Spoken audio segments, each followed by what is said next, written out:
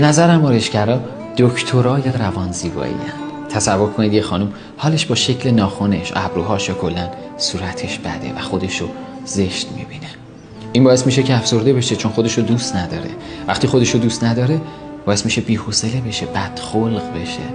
ممکنه این حال بد رو به بقیه اعضای خانواده هم انتقال بده و این حال بد روان یه خانواده رو درگیر میکنه.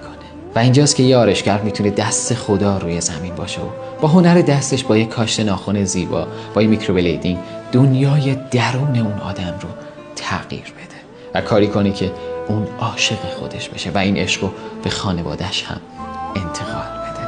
حالا تصور کنید اگر قرار بود این خانم به خاطر افسردگی ناشی از دوست نداشتن خودش بره پیش یه روانپزشک، چه اتفاقی میافتاد؟ دارو، عوارض دارو، کلی اتفاق دیگه. البته که روانپزشکا به وقتش نیاز ما آدمان. واسه همینه که من میگم آرایشگر